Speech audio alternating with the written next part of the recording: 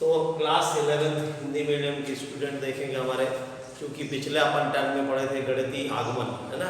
उसमें एक ही विधि है, कोई ज़्यादा विधि नहीं है, एक ही विधि से जो सवाल में बताया था पिछले वीडियो में, ठीक है ना, उसी टाइप से तुम लोगों को लगाना है।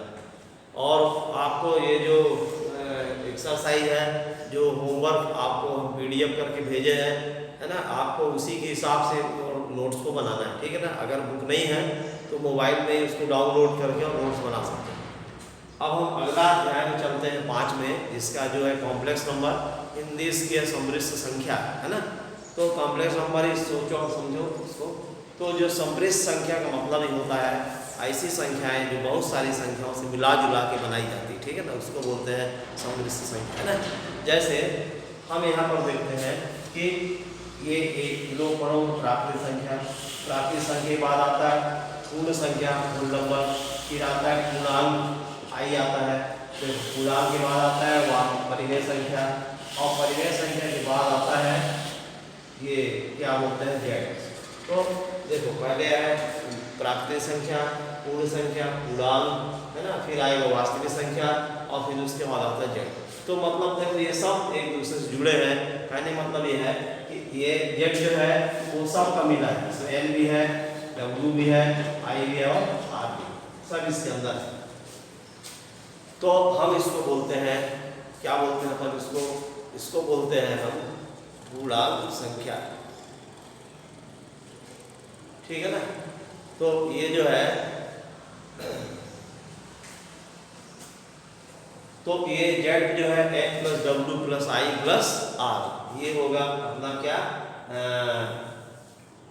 कॉम्प्लेक्स नंबर, ठीक है। अब देखो ये तो हो गया इसका नोटेशन। अब कॉम्प्लेक्स नंबर का मतलब किसको हम जो सम्मिश्र संख्या है ना, उसको ये हिंदी में लिखा हुआ है, और आप इंग्लिश वर्ड पढ़े तो ज़्यादा आसान है, कॉम्प्लेक्स नंबर बोलना भी आसान लगता है, ठीक है ना। तो पहले देखो है क्या, तो देखो जेड बराबर ए प्लस आई बी, इस प्रकार की कोई भी संख्या जो होगी वो सब कॉम्प्लेक्स नंबर होती है, इसको हम सम्मिश्र संख्या बोलते हैं।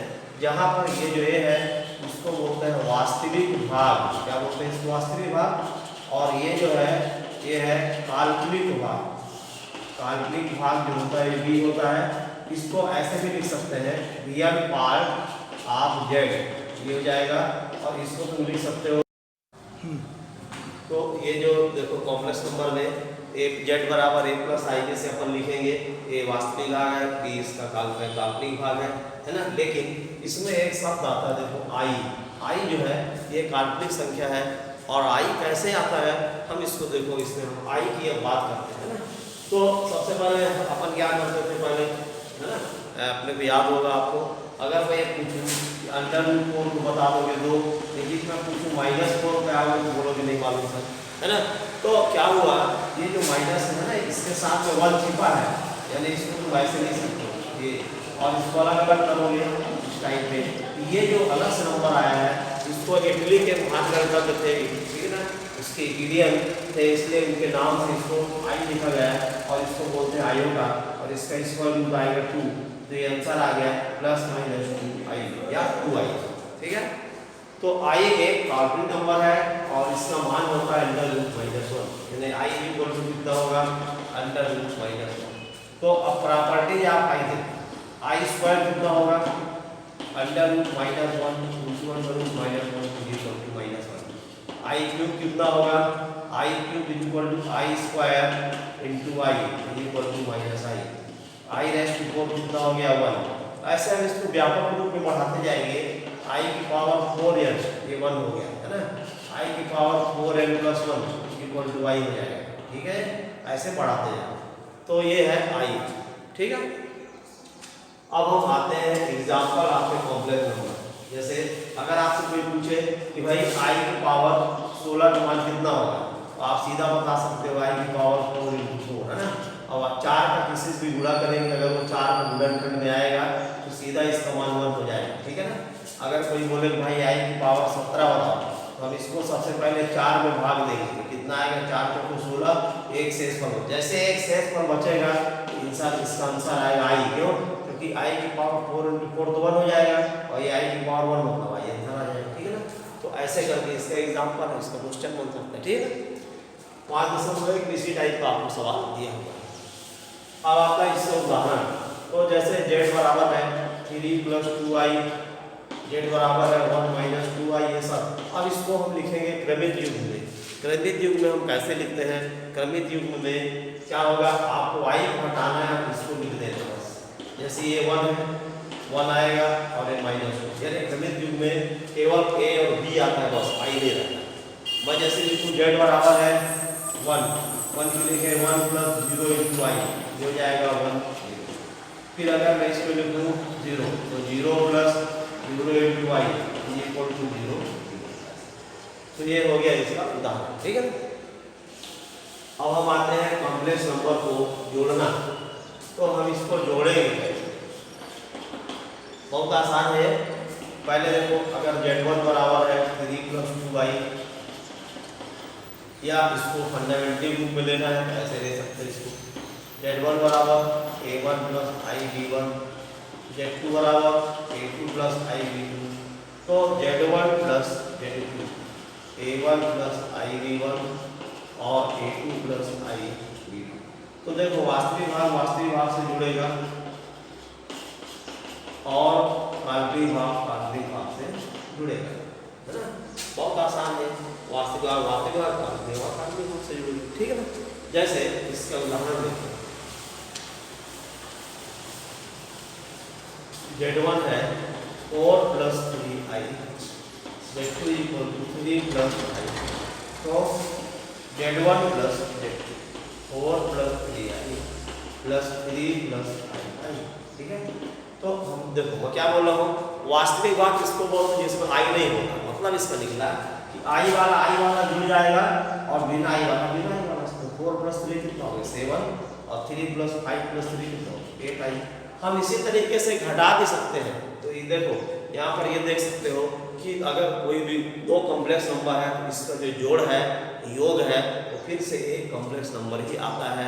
इसी तरीके से अब हम इसको घटा के भी देख सकते हैं। देखो, z1 - z2 मतलब 4 + 3i - 3 + i। तो यहाँ देखो, 4 + 3i - 3 - 5i। तो ये प्लस सॉरी 4 - 3 1 + 3 - 2i।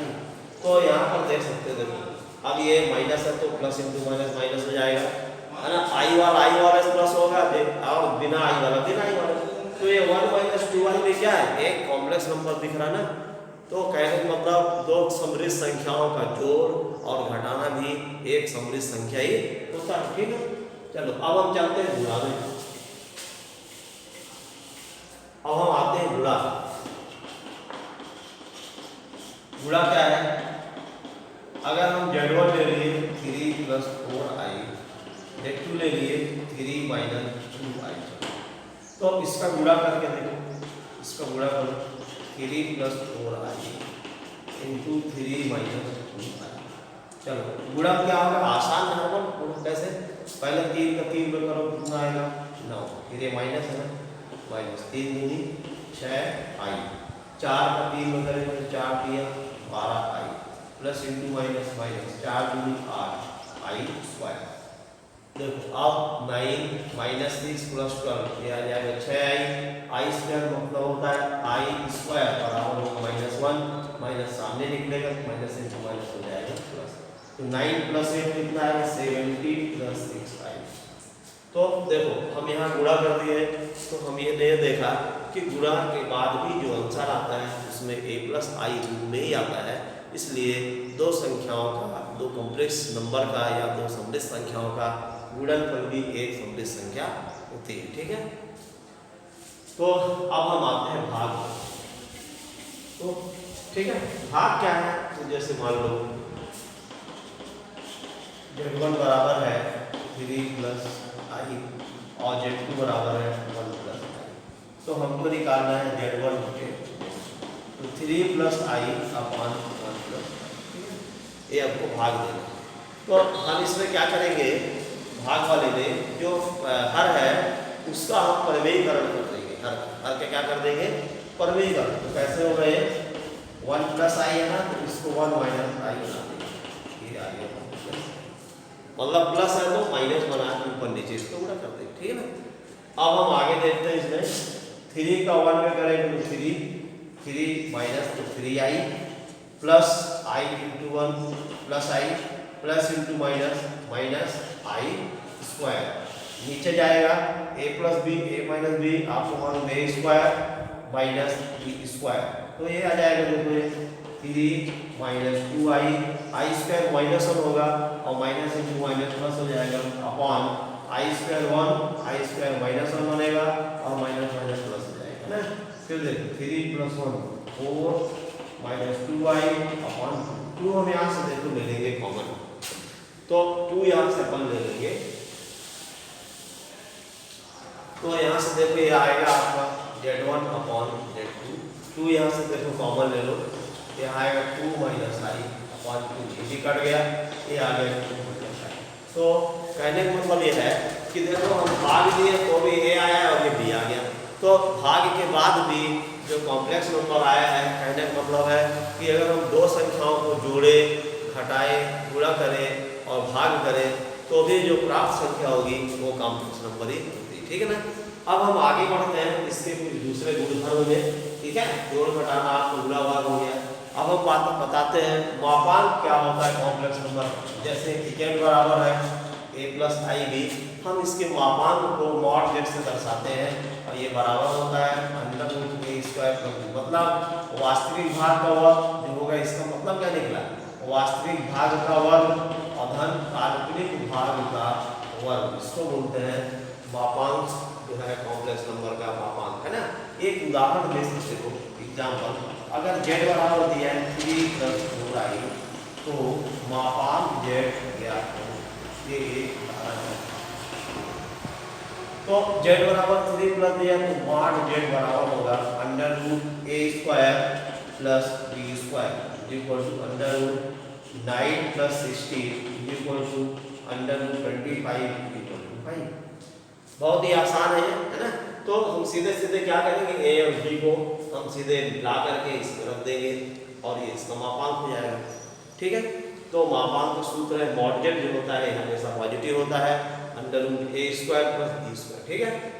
एक और एग्जांपल जैसे अगर मैं इसमें लेता हूँ, एक एग्जांपल और देखो, z is equal to 1 minus 2i का मापांक ज्ञात करो, मापांक ज्ञात। तो ये z बराबर 1 माइनस 2i है ना।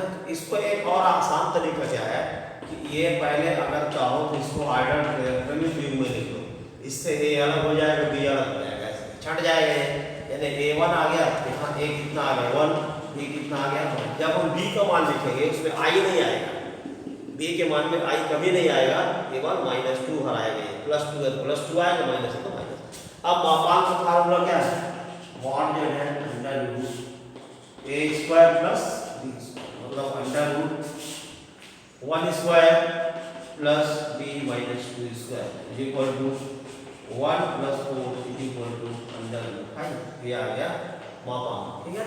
तो ऐसे करके हम मापांक निकाल सकते हैं। कुछ इसमें प्रॉपर्टीज है जो बुक में दिया है, बड़े आराम से इसको देख सकते हो, समझ सकते हो, नहीं बनेगा तो मुझसे पूछ सकते हो, ठीक है। जैसे mod of z1 into z2 बराबर होता है mod z1 into z2, mod z1 upon अगर z2 है ये बराबर होगा mod z1 upon mod z2, ऐसे करके कुछ प्रॉपर्टी इसमें दी हुई है, ठीक है ना। कुछ प्रॉपर्टी इसमें योग में होता है, जैसे z1 प्लस z2 बराबर है z2 प्लस z1, है ना, ये नंबर 1 हो गया। नंबर 2 इसको बोलते हैं क्रम विनिमय नियम, क्रम विनिमय नियम, ठीक है। फिर यहाँ पर देखो फोर्थ में थर्ड हो गया z1 plus z2 plus z3 बराबर होगा, पहले z1 plus z2 plus z3, इसको बोलते हैं साहचर्य नियम,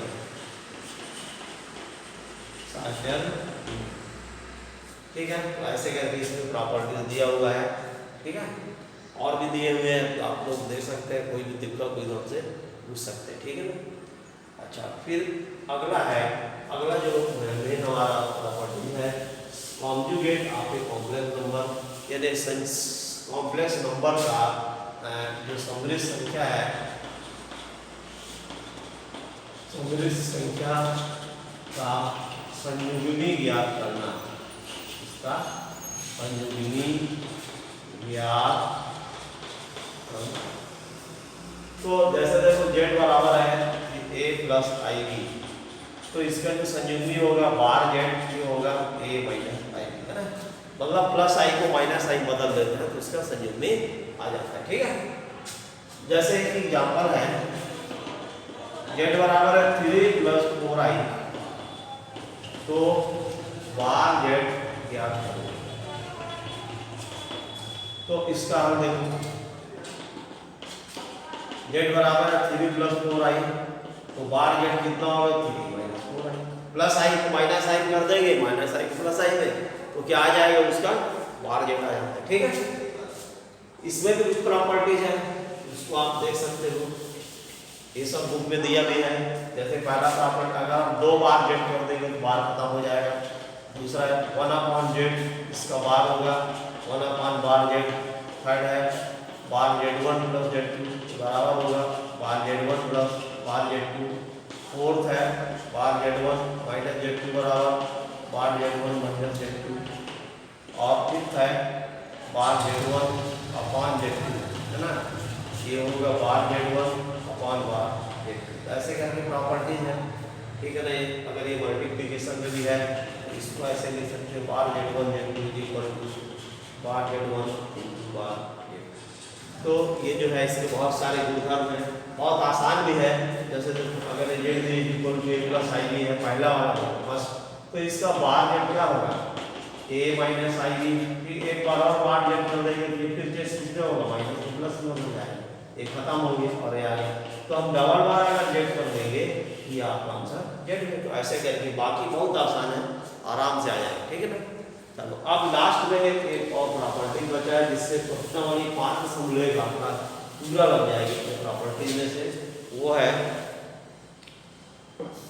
मल्टीप्लिकेटिव इनवर्स। समृद्ध जो संख्या है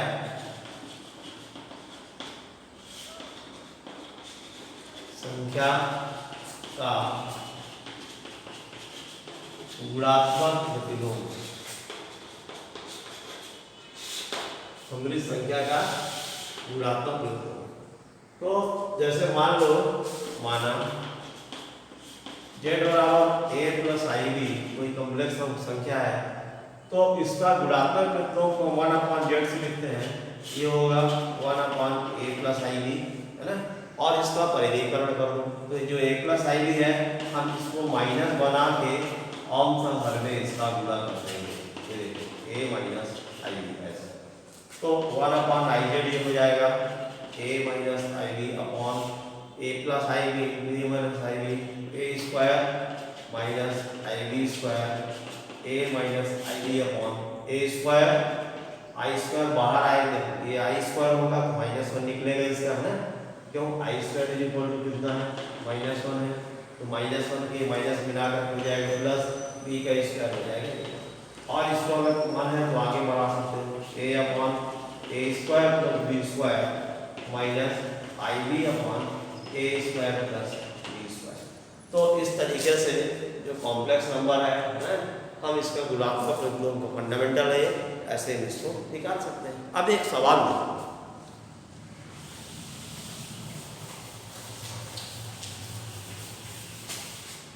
सवाल है z इज इक्वल टू, एक एग्जाम्पल है z is equal to 3 plus 4i का गुणात्मक प्रतिलोम ज्ञात करें।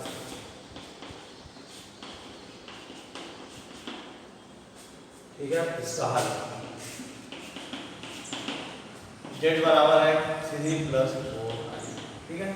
तो इसका गुणात्मक कितना होगा 1/8, यानी 1/3 प्लस 4i। अब हम इसको क्या करेंगे, इसको परिवेकरण कर देंगे, प्लस है तो माइनस बना हम इसको गुणा कर दिए, ठीक है। अगर माइनस होता तो प्लस कर देते हैं। तो बहुत ही अच्छा क्वेश्चन है ये, है ना। और 5.1 जो एक्सरसाइज है आपको अपने आप लग जाएगा, इससे ज़्यादा कोई फंडामेंटल है ही नहीं। तो ये देखो अब ये आपका हो जाएगा 1 का मल्टीप्लाई करोगे तो सेम चीज आ जाएगी ऊपर, नीचे देखो a प्लस बी, a का स्क्वायर माइनस b का square, 3 minus 4i upon a का स्क्वायर कितना होगा 9, i का स्क्वायर देखो i स्क्वायर है तो -1 निकलेगा, माइनस से इसको बना देगा plus 4 square is equal to 16, तो ये आ जाएगा 3 minus 4i upon 16 plus 9 equal to 25। हम इसको अलग अलग करेंगे, 3 अपॉन 25 माइनस 4 अपॉन 25i। तो आखिरी में देखो कोई भी हम क्वेश्चन इसमें करेंगे कॉम्प्लेक्स नंबर का, चाहे वो प्लस हो चाहे माइनस हो, है ना, चाहे हम गुणा करें या इसको भाग दें या गुणात्मक प्रतिलोम निकालें, है ना, या हम उसका योगात्मक प्रतिलोम निकालें, है ना, कुछ भी करेंगे, आखिरी में जो आंसर आएगा वो एक कॉम्प्लेक्स नंबर ही होता है। तो इतने सारे फंडामेंटल से आप लोगों का ये जो क्वेश्चन एक्सरसाइज है 5.1 पूरा लग जाएगा। अगर फिर भी कोई डाउट हो पूछ सकता है, वीडियो देखने के बाद मैं इसमें कुछ क्वेश्चन दे रहा हूँ, उसको आप सॉल्व करके वीडियो देखने के बाद आप मेरे व्हाट्सएप में भेजेंगे। मैं यहाँ पर क्वेश्चन दिखा रहा हूँ।